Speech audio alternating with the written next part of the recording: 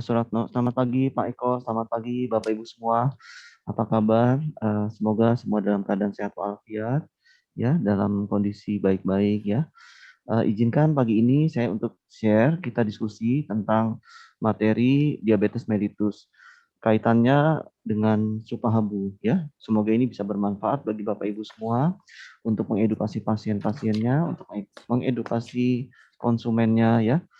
Selain itu juga bisa membantu memperbaiki kondisi penderita diabetes yang Bapak Ibu kenal ya, untuk bisa memiliki kualitas hidup yang lebih baik. Baik, kita mulai ya.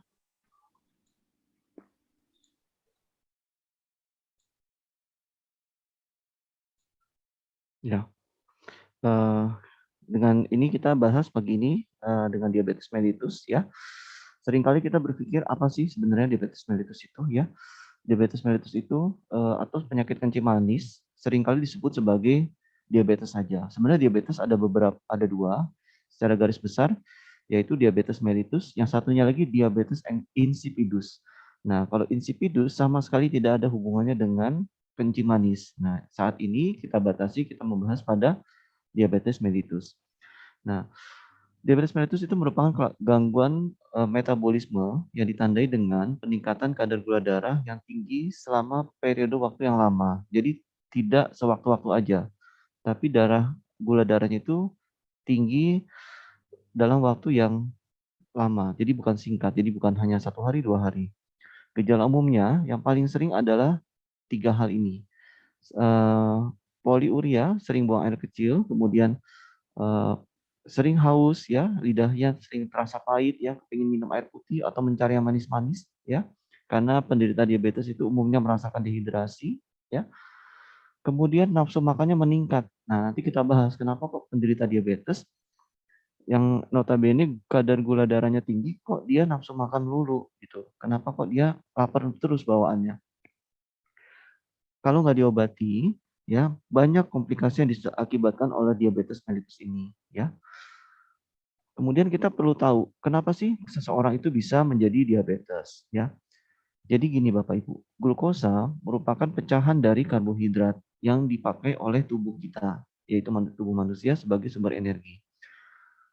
Hasil pemecahan dari karbohidrat ini yang disebut sebagai glukosa, kadarnya dikendalikan oleh hormon namanya hormon insulin.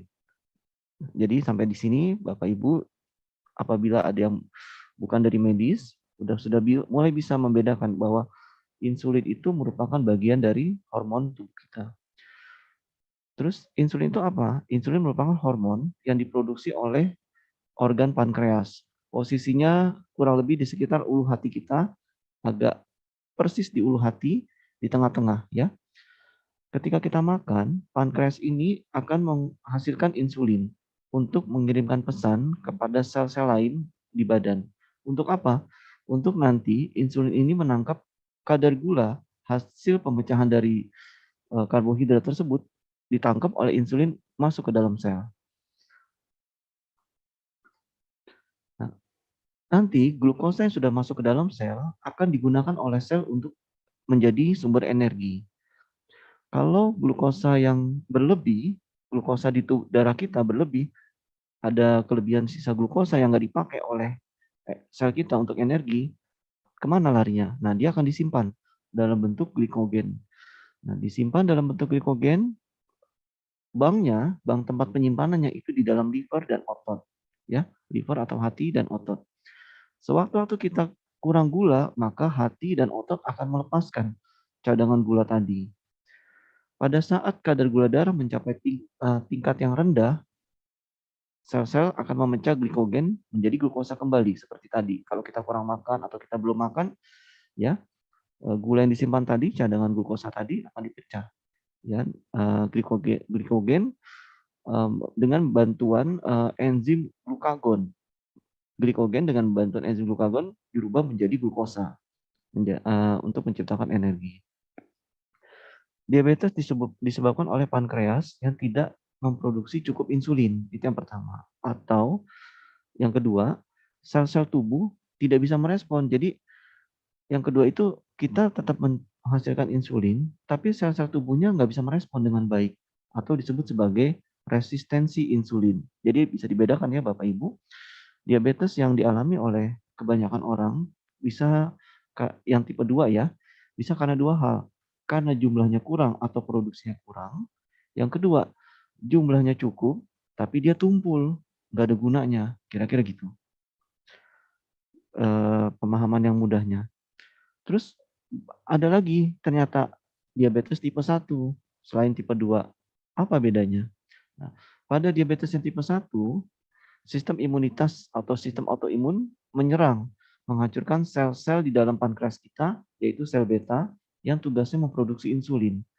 Jadi dihajar itu sel-sel beta. Jadi imunitasnya bukannya dia jagain badan kita, dia malah nyerang. Nah, kemudian insulinnya menjadi rusak. Nah, kerusakan pankreas otomatis apa? Kalau pabriknya rusak, sekresi atau pengeluaran insulin terganggu. Kenapa terganggu? Ya produksinya nggak ada atau berkurang jauh. Sehingga regulasi atau pengaturan dari glukosa terganggu. Selain hilangnya sekresi insulin, ini pada diabetes tipe 1 ya, kerusakan akibat autoimun ini mengakibatkan abnormalitas selain sel beta juga pada sel alfa di pankreas. Maksudnya apa dok sel alfa? No, sel alfa itu dia yang mengsekresi hormon glukagon tadi, ya, sehingga menyebabkan kondisi hiperglikemia berlebihan. Jadi intinya apa dok? Tipe 1 praktis dia butuh insulin. Tanpa insulin dia sulit untuk bisa bertahan hidup. Nah, sementara apa sih bedanya DM tipe 1 dan tipe 2? Perbedaan berikutnya adalah pada DM tipe 2 terjadi defisiensi atau kekurangan insulinnya relatif. Kalau yang tipe 1 absolut. Jadi benar-benar kurang, ya dia harus ditambah terus, dikasih insulin terus. Kalau yang tipe 2 kurangnya kurang relatif. Ya seperti itu tadi, kurang banyak atau ada tapi nggak ada fungsinya yang tipe 2. Sehingga tubuh tidak mampu memproduksi insulin yang cukup untuk memenuhi kebutuhan yang ditandai dengan berkurangnya sel beta atau defisiensi insulin perifer. Nah, ini pada DM yang tipe 2. Kalau defisiensi insulin relatif, itu terjadi melalui dua mekanisme, gangguan pengeluarannya atau gangguan kinerja insulinnya. Atau insulinnya kita sebut tadi tumpul, ya. Ini gambaran pada diabetes yang tipe 1, ya terjadi pada 10% tipe diabetes. Jadi cenderung tubuhnya kurus ya, karena infeksi virus atau penyakit autoimun. Infeksi virus atau penyakit autoimun masih dipertanyakan, ini infeksi virus ini, autoimun, ini ada nggak kaitannya dengan genetik? Infeksi virus dan autoimun, dia akan merusak sel beta. Sel beta yang ada di pankreas. Sehingga produksi insulin terganggu sekali. Bisa dibilang minim. Bahkan hampir nggak ada. Misalnya kebutuhannya 100. Insulinnya paling cuma bisa diproduksi 10% atau 7%. Ya, jadi sangat kurang. Sehingga menyebabkan hiperglikemia. Dan ini akan membuat pemecahan lemak sehingga tubuhnya kurus, lipolisis, kemudian pemecahan dari protein, ya. Sehingga pada penderita DM tipe 2 umumnya orangnya mengalami kekurangan nutrisi seperti ini. Nah, sekarang kita beralih Bapak Ibu ke diabetes tipe 2. Ya, umumnya tubuhnya ini gemuk, ya. Merupakan DM tipe 2 merupakan 90% dari tipe diabetes yang kita kenal selain insipidus ya. Kita saat ini bicara diabetes mellitus. Dari tipe diabetes mellitus, ya, yang paling banyak itu yang tipe 2. Jadi ceritanya dari mana sih? Dari ini, dari family disposition. Jadi artinya karena ada masalah dengan apa? Ada kaitannya dengan genetik ya. Kemudian terjadi peningkatan substrat ya. Insulin menghasilkan pankreas menghasilkan insulin, pemecahan lemak berkurang ya. Terjadi penurunan pemecahan lemak, peningkatan substrat, terjadi obesitas, peningkatan asam lemak, peningkatan benda keton, insulin masuk ke dalam sel target, ya, gagal untuk membawa gula, menyebabkan hiperglikemia, ini disebut sebagai relatif insulin defisiensi. Maksudnya apa? Insulinnya ada, dia gagal untuk membawa glukosa masuk ke target sel, gitu. Sehingga disebut sebagai relatif insulin defisiensi. Jadi ada tapi nggak ada fungsinya, gitu. Kita punya insulin tapi seperti kayak nggak ada, gitu. Makanya disebut sebagai relatif insulin defisiensi. Nah, pada kondisi ini terjadi hiperglikemia.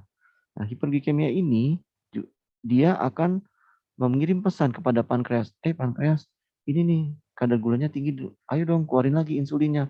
Insulinnya keluar lagi, tapi keluar, nah dia nggak bisa bekerja dengan baik. Lantas coba kita kenal secara garis besar DM tipe 2 itu ada berapa macam? Ya, DM tipe 2, diabetes mellitus secara garis besar, saya ulangi, diabetes mellitus secara garis besar ada 4 tipe. Yang tipe pertama seperti tadi, karena autoimun atau idiopatik, atau karena infeksi virus sehingga terjadi kerusakan pada pankreas. Yang tipe 2 ini yang umum terjadi, ya, yang paling sering kita kenal dalam kehidupan sehari-hari.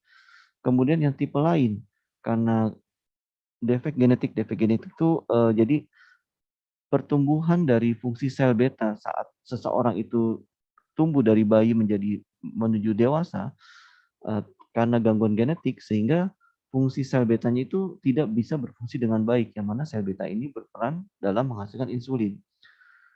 Yang satu lagi defek genetik kerja insulin. Sel betanya baik-baik aja, tapi insulinnya tumpul.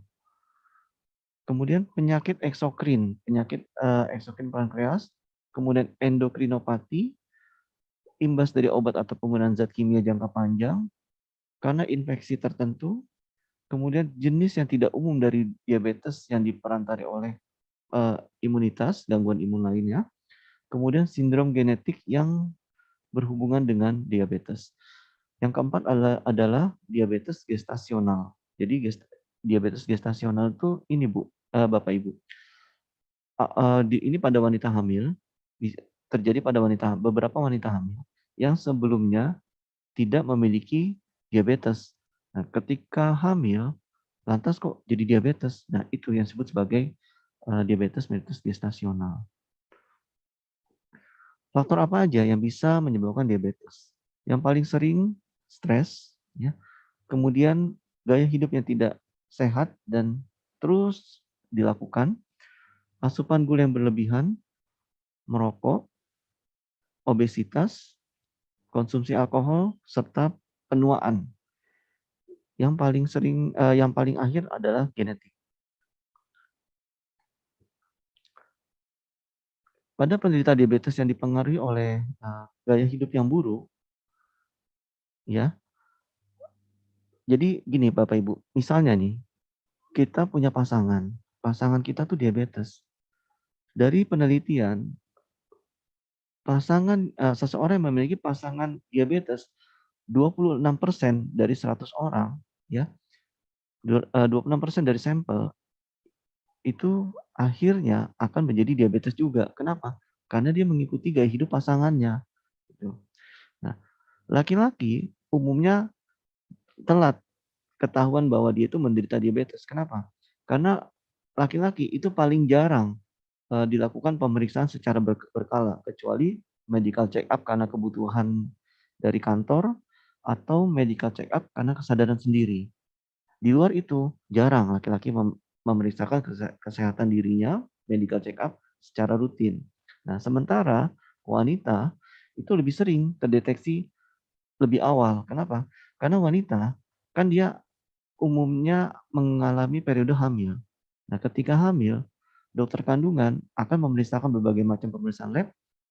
Salah satu bagian adalah diperiksakan kadar gula darahnya untuk ditentukan nanti proses kelahiran seperti apa gitu.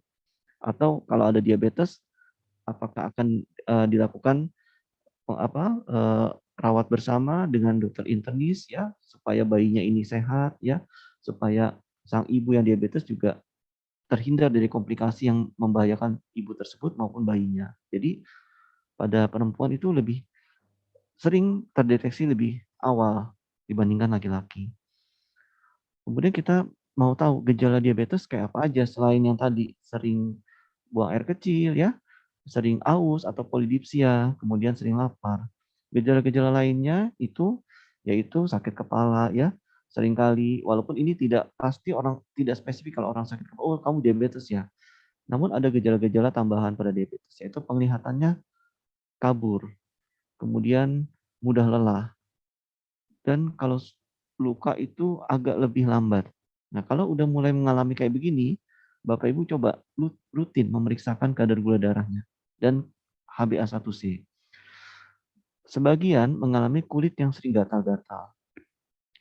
Glukosa darah yang tinggi dan berkepanjangan menyebabkan penyerapan glukosa pada lensa mata. Itu yang menyebabkan penglihatan kabur. Nah, penyerapan glukosa pada lensa mata itu bisa mencetuskan terjadinya salah satunya katarak, ya. Ujung jari kaki maupun tangan seringkali terasa kebas-kebas atau terasa seperti kayak kesemutan. Nah, ini kita lihat Bapak Ibu, komplikasi diabetes ada yang akut, ada yang kronik. Kalau yang akut itu dalam bentuk ketoasidosis, jadi terjadi gangguan keseimbangan asam basa.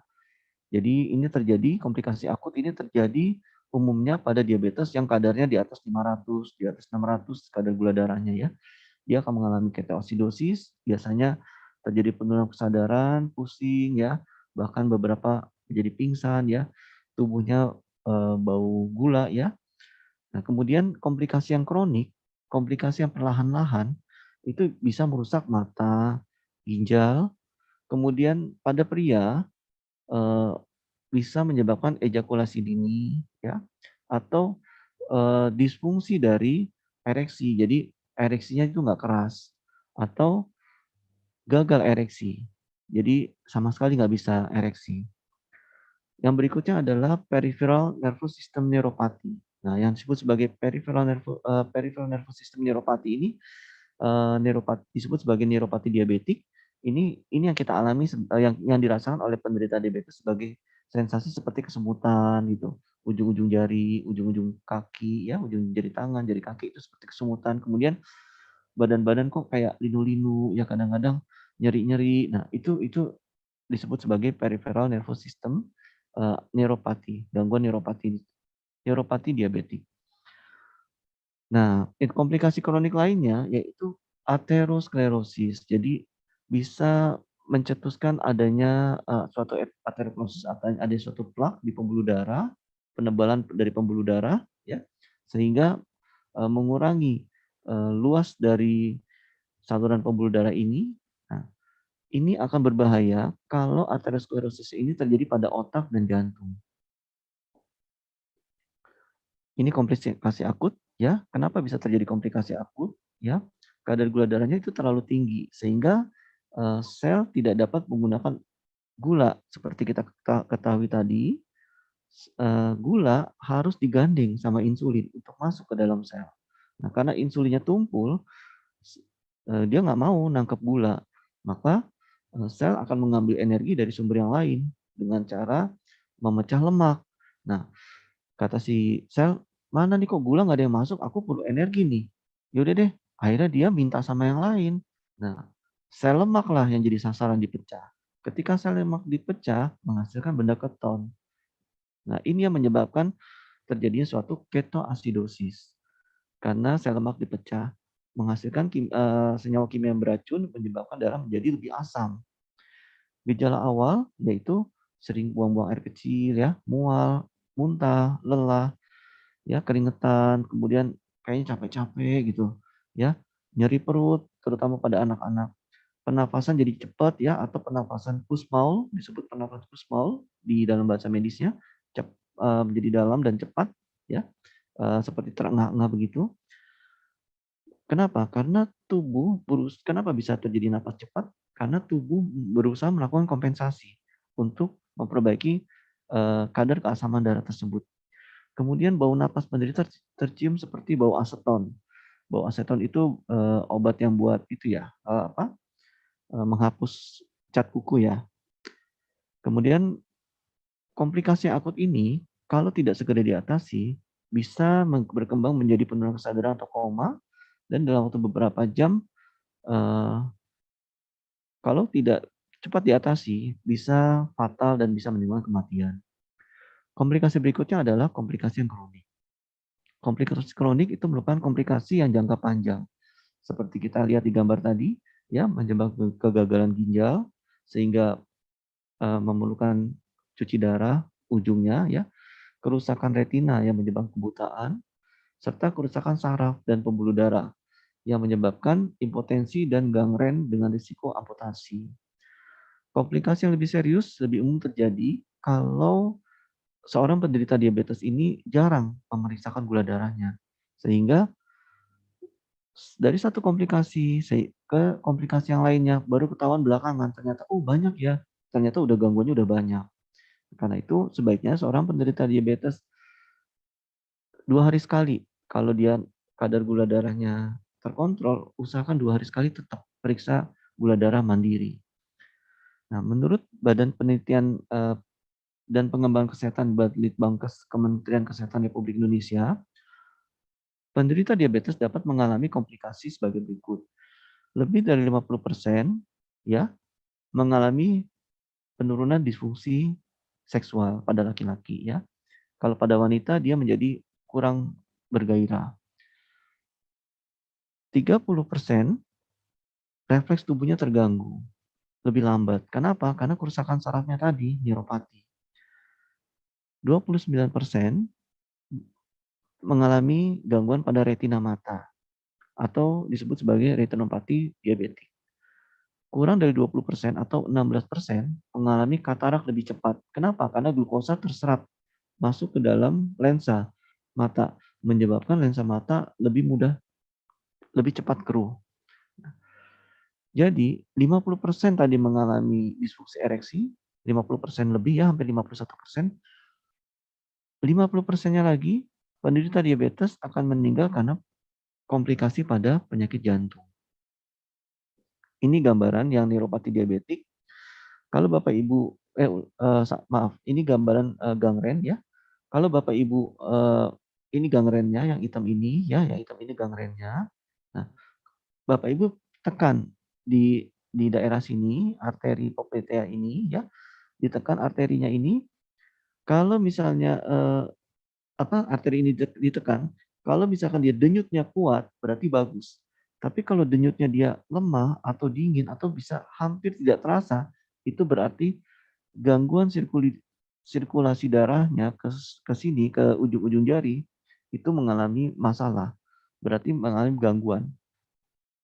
Indikatornya adalah kalau Bapak Ibu teraba denyutan kencang, itu berarti suplai darah ke ujung bagus. Tapi kalau diraba, kok nggak teraba ya denyutannya. Kemudian kalaupun ada tapi lemah sekali sampai dirasain banget, baru terasa. Nah itu berarti awas-awas ya, awas pada jangan-jangan ada masalah pada suplai gangguan darah ya, pada suplai darah untuk ke ujung kaki. Ini gambaran ini tadi gangren pada diabetes atau disebut sebagai diabetic foot. Ini bagian yang hitam ini Bapak Ibu. Kalau gangren ini yang warna hitam ini udah mati jaringannya. Ini harus dilakukan adalah harus dipotong, diamputasi. Amputasinya itu bukan sampai sebatas ini, tapi sampai sebatasnya ini. Amputasinya di segini. Dok, kalau nggak mau diamputasi bisa nggak? Nggak bisa. Karena yang hitamnya ini terus dia akan jalan. Kalau dia didiemin, hitamnya akan merambah sampai ke sini. Ketika udah sampai ke sini, nanti dia akan yang ini ikutan mati juga. Ini nanti ikutan mati juga, akhirnya seluruh jarinya hitam, akhirnya seluruh area sini lama-lama menghitam. Masih didiemin, dia sampai ke sini. Masih didiemin, dia akan terus naik. Bagian yang mati, terus naik sampai perlahan-lahan. Nah, jadi kalau udah sampai sini mengalami gangren, ini akan dipotong sampai sebatas yang masih yang suplai darahnya masih bagus. Coba Bapak Ibu lihat. Ini hitam, ini biru, ini merah. Nah, yang dipotong sampai sebatas yang masih merah. Gitu. Jadi bukan hanya seujung ini, bukan. Tapi yang sini. Kenapa sampai di sini? Karena ini masih hidup jaringannya. Kalau dipotong hanya segini, ya, pasiennya di rumah penyembuhan luka, ya, kemudian kantor ke dokternya 3 hari lagi atau seminggu lagi, ya. Tahu-tahu yang ini biru-biru ini udah jadi hitam dan bisa udah naik sampai ke sini. Nggak mungkin bulan depan potong lagi ke sini, kan kasihan, baru selesai dipotong, potong lagi. Karena itu dipotong sampai sebatas daerah yang masih sehat.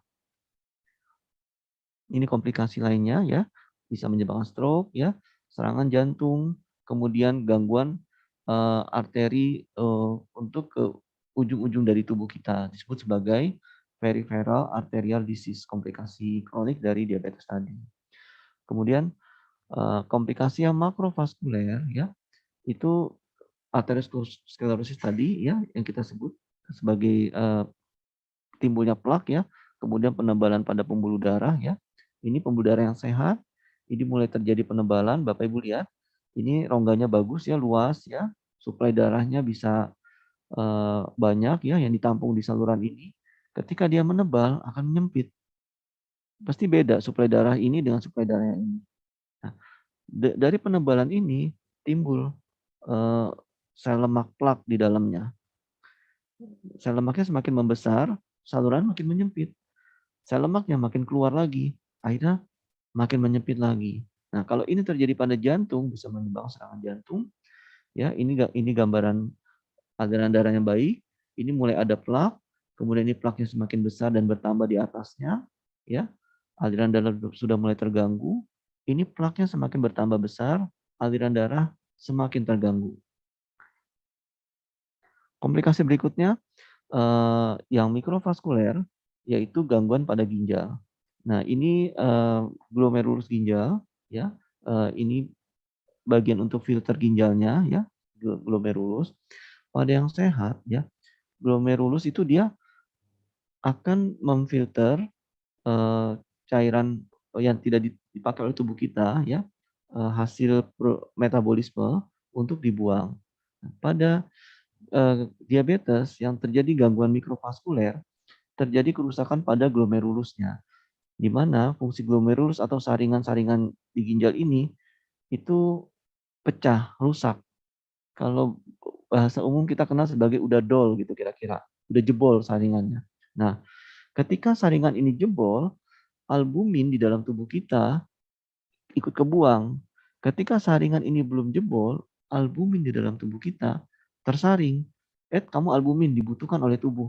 Jangan keluar, sana balik lagi. Nah, si albumin dipakai lagi oleh tubuh. Tapi ketika terjadi kerusakan mikrovaskuler karena diabetes, jebol ini saringan ginjalnya.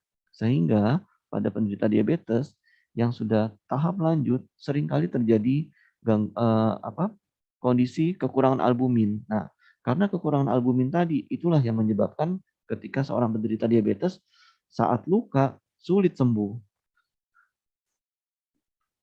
Ini komplikasi berikutnya ya, yang pada mata, komplikasi mikrovaskuler. Mikrovaskuler itu maksudnya pembuluh darah yang kecil-kecil ya, bisa menyebabkan retinopati diabetik, bisa mengganggu saraf mata ya, optic nerve. Ini saraf mata bisa dirusak karena saraf mata ini, Bapak Ibu lihat, ini ada yang merah-merah kecil-kecil. Ini adalah pembuluh darah, ini mikrovaskuler. Bapak Ibu bayangkan, gambar mata sebesar ini aja, vaskulernya sekecil ini. Padahal ini matanya besar, mata kita kan nggak sebesar ini, ya. Nah, bayangin, berarti pembuluh darah yang kecil-kecil di dalam saraf mata kita, yang mendampingi saraf mata kita lebih kecil lagi. Gitu. Nah, kalau penderita diabetes bisa dibayangkan, ya, seperti apa itu aliran darahnya, pastinya lebih terganggu. Nah, kita singkat, ya, komplikasi kronis yang menyebabkan gangguan pada pembuluh darah, ada makrovaskuler, ada mikrovaskuler. Makrovaskuler menyebabkan aterosklerosis, efeknya pada jantung dan otak ya. Pada otak bisa menyebabkan stroke, pada jantung berpotensi menyebabkan serangan jantung atau myocardial infarction, MCI, dikenal sebagai MCI. Kalau komplikasi mikrovaskuler bisa menyebabkan diabetik retinopati yang tadi kita lihat gambarnya, kemudian neuropati ya, nefropati berpotensi untuk menyebabkan gagal ginjal atau renal failure. Kenapa? Karena jebol tadi saringannya. Karena si saringannya ginjal itu dia untuk hidup diperdarahi oleh pembuluh darah yang kecil-kecil. Kemudian Mikrovaskular komplikasi lainnya adalah neuropati yang bisa menyebabkan tadi diabetic foot ya, gangren ya. Neuropati juga bisa menyebabkan cardiovascular disease. Kenapa? Karena jantung dia selain memiliki pembuluh darah yang besar-besar, otot-otot jantung dia juga untuk hidupnya disuplai darah melalui pembuluh darah yang kecil-kecil yaitu arteri koronaria. Lantas bagaimana kalau kita mau menangani pasien diabetes? Pertama, pasien diabetes itu perlu kita edukasi, Bapak Ibu edukasi. Mesti sering olahraga, pola hidup yang sehat, dan mesti bisa mengendalikan kadar gulanya yang harus dilakukan seumur hidup. Yang kedua, makanannya jangan sembarangan ya, harus benar-benar diawasi, terutama dari penderitanya sendiri ya. Bila makan yang melebihi diet yang ditentukan, harus ingat kadar gula darah bisa naik loh. Nah, jadi harus sering-sering diingat itu. Ajak untuk sering olahraga. Karena olahraga salah satunya ya bisa membakar kadar gula yang berlebih yang tidak dipakai untuk metabolisme. Berikutnya obat-obatan. Nah, obat hanya jika diperlukan. Tapi kalau kadar gula darahnya udah turun dengan minum obat, oh saya diabetes sudah bagus kok, itu bukan berarti sembuh. Tetap harus kontrol dengan dokter. Apakah obatnya tetap seperti ini? Apakah dosisnya dikurangi? Ataukah bagaimana? Jadi tetap dalam pengawasan dokter. Ya, apakah boleh didampingi dengan herbal? Ajak dokternya berdiskusi. Nah, ini dari Persatuan Diabetes Indonesia ya, Perkeni ya, parameternya sasaran untuk seorang diabetes supaya dia hidupnya sehat, indeks massa tubuhnya IMT, yaitu Bapak Ibu coba ukur-ukur. Kalau indeks massa tubuh Bapak Ibu ya coba ukur beratnya berapa. Misalnya beratnya 50 kg, tinggi badannya 165 cm. Nah, Bapak Ibu hitung 50 kg ya dibagi 165 cm kan, jadi 1,65 karena bukan senti, dia satuannya pakai meter. Saya ulangin, berat badan 50 kilo dibagi tinggi badan dalam meter. Jadi kalau tinggi badannya 165 cm, ya ini dibikinnya jadinya 1,65. 1,65 dikali 1,65 hasilnya berapa? Nah, 50 dibagi 1,65 dikali 1,65. Kalau angkanya berada di antara 18,5 sampai 22,9 berarti oh berat badan saya itu ideal gitu. Kemudian tekanan darah yang harus di bawah 140. Kemudian diastol atau bawah biasa kita sebut darahnya dok untuk bawahnya sekian. Nah, itu yang bawah itu disebut sebagai diastolik di bawah 90. Angka 140/90 ini kita sebut sebagai prehipertensi. Jadi sebaiknya harus di bawah ini. Atau hipertensi. Oh, ini prehipertensi. Nah, ini tadi. Kadar HbA1c seorang penderita diabetes atau diabetisi harus di bawah 7. Ya. Glukosa darah preprandial ya itu harus 80 sampai 130. Ini habis puasa ya preprandial. Ulang ya preprandial ya. Kemudian glukosa darah 2 jam kapiler harus di bawah 180. Kolesterol harus di bawah 100. Kemudian trigliserid harus di bawah 150. Pada laki-laki HDL ini kolesterol baik Bapak Ibu. Laki-laki harus di atas 40. Kalau parameternya HDL, HDL-ku di atas 40 nih, ada 49, berarti bagus. Kalau perempuan, HDL-nya harus di atas 50. Ya, kemudian kadar ApoB ya, ini harus di bawah 90. Nanti Bapak Ibu coba jadikan ini sebagai pegangan ya. Coba diukur-ukur. Sambil ini semuanya dicek di lab. Kecuali kalau tensi ini bukan di lab ya, ini bisa tensi secara mandiri atau ke puskesmas atau ke klinik terdekat. Indeks massa tubuh bisa menghitung sendiri juga. Terapi diabetes secara garis besar ada 2, yaitu dengan obat minum, contohnya metformin, glimepiride, dan lain-lain. Kemudian obat antihiperglikemia suntik ya, obat-obat insulin ya. Nah, sekarang bagaimana kita mendampingi seorang diabetisi ya yang menggunakan obat anti diabetes, anti hiperglikemia oral ataupun yang menggunakan obat anti hiperglikemia atau insulin, kita dampingi dengan herbal. Bisa nggak? Jawabannya bisa ya. Karena kenapa? Nah, kita perlu kenal dulu. Negara kita, yaitu Indonesia, dikenal sebagai negara dengan biodiversitas kedua dan pusat keanekaragaman hayati yang tertinggi di dunia. Obat tradisional dan kekayaan alam Indonesia itu berpotensi menghasilkan obat yang sangat bermanfaat bagi kesehatan. Banyak peneliti fokus pada riset dan pengembangan dan inovasi penemuan obat diabetes dari bahan alami. Di negara-negara maju, ya mereka mulai beralih dari yang kimia ke alami. Nah, kebetulan Indonesia sumber alaminya itu sangat kaya. Sejarah singkat, natural produk telah digunakan sebagai obat herbal sejak berabad-abad lalu, sejak zaman nenek moyang kita, ya, melalui jamu-jamuan, ya. Karena Indonesia itu kaya akan keanekaragaman herbal atau megaspesies tanaman itu merupakan peluang bagi kita untuk mengembangkan terapi dari si alam atau menciptakan industri farmasi yang berbasis alam atau herbal ya. Ini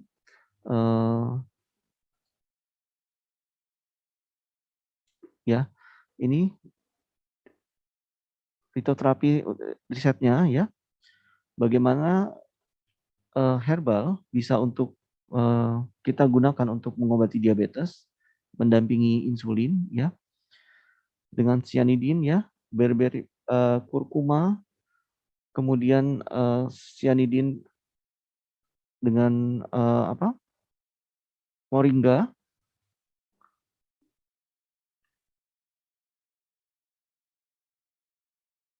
Nah, ini alurnya. Diabetes tipe 2 merupakan gangguan metabolik seperti tadi kita ketahui, ditandai dengan kenaikan gula darah akibat penurunan sekresi insulin. Bagaimana cara kerja herbal bekerja? Yaitu seperti tadi, suprahabu alfa, ya, dia mengandung Shana striata atau albumin. Albumin yang tinggi ini mengandung kadar antioksidan. Kemudian tujuannya bisa membantu untuk memperbaiki sel yang rusak, terutama sel pankreas yang dia tugasnya memproduksi insulin tadi. Nah, di mana insulin berperan dalam memecah glukosa seperti kita ketahui tadi dalam darah menjadi energi yang disebabkan seluruh tubuh. Kemudian produksi insulin yang cukup oleh sel beta pankreas akan menyebabkan kadar gula dalam darah menurun. Ini secara logisnya. Jadi diabetes dulu, seseorang mengalami diabetes, terjadi kerusakan pada pankreasnya atau terjadi gangguan pada produksi insulinnya, ya. Kemudian albumin yang tinggi kita berikan, ya, sehingga albumin ini akan membantu memperbaiki sel pankreasnya. Ketika sel pankreasnya baik, dia akan bisa memproduksi insulin. Nah, ketika dia memproduksi insulin yang lebih baik, sehingga insulin tersebut dapat bekerja untuk menurunkan kadar gula darah. Kira-kira seperti itu singkatan dari gambar ini ya.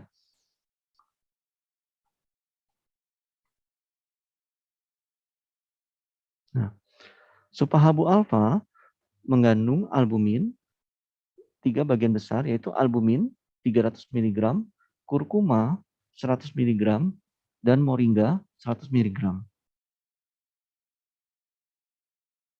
Ini ada penelitian Bapak Ibu ya.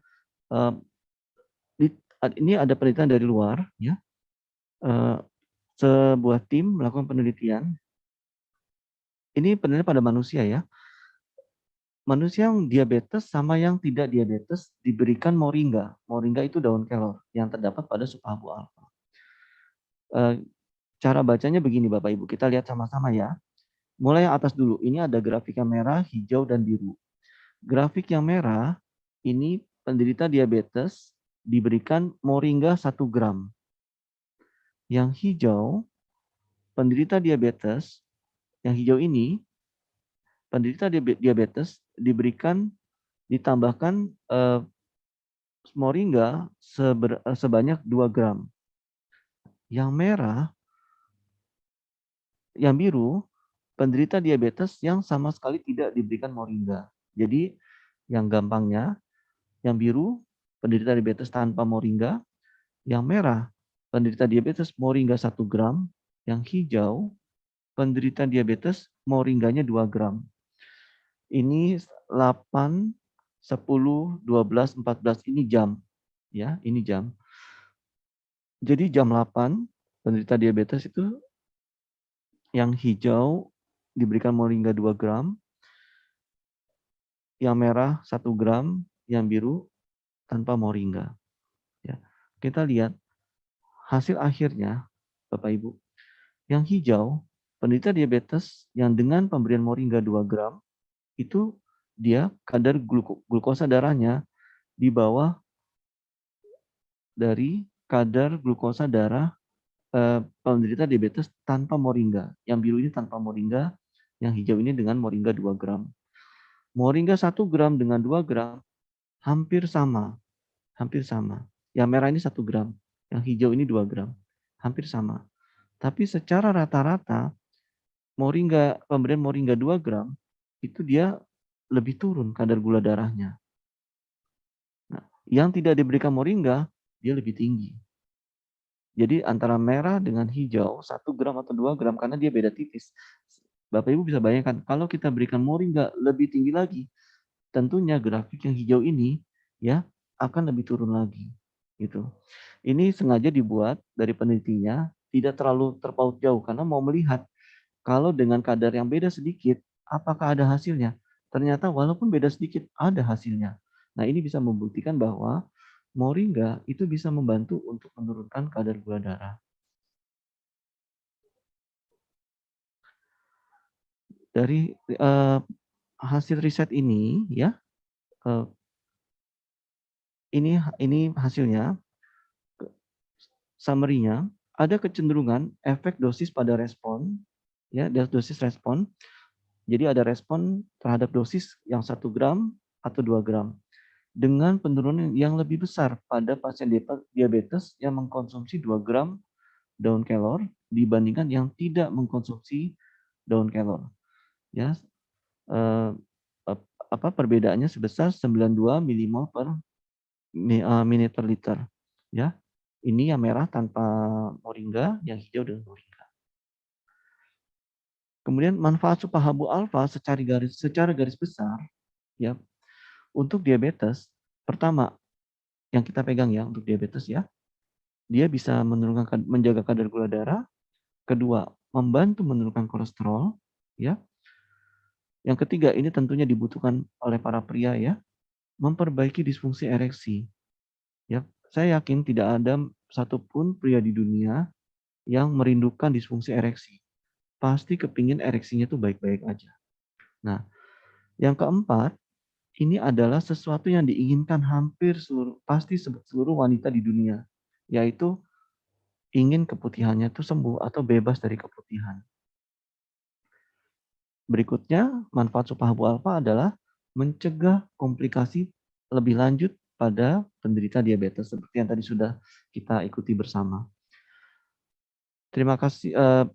Bagaimana cara mencegah diabetes? Berikutnya, ya.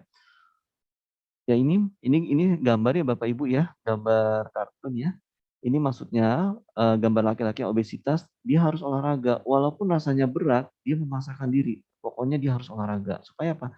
Supaya berat badannya terjaga, kembali ke berat badan ideal, supaya dia terhindar dari diabetes. Kira-kira seperti itu pesan dari gambar ini. Nah, gambar berikutnya nih Bapak Ibu, coba kita lihat sama-sama. Sebelah kiri, gambar wanita yang gemuk, di mana makanan hariannya itu minuman manis ya, tinggi gula ya, makanan-makanan yang enak-enak nih semua ya, yang mengandung gula, mengandung kolesterol ya. Ini bukan nakut-nakutin, tapi memang secara setiap hari siapa yang nggak suka hamburger ya, siapa yang nggak suka kentang goreng, telur goreng ya. Nah, wanita yang berat badannya sebelah ini yang lebih terjaga berat badan dia lebih cenderung seringnya makannya sayur, buah ya, buah-buahan, anggur ya. Ini apa, stroberi, ya. Jadi intinya apa pesan dari gambar ini? Jagalah berat badan ideal kita, supaya kita terhindar dari diabetes. Terima kasih Bapak Ibu, semoga sharing dari saya, dari kami, Supahabu bisa bermanfaat bagi Bapak Ibu semua. Eh, saya kembalikan kepada Pak Suratno untuk kita buka diskusi bersama.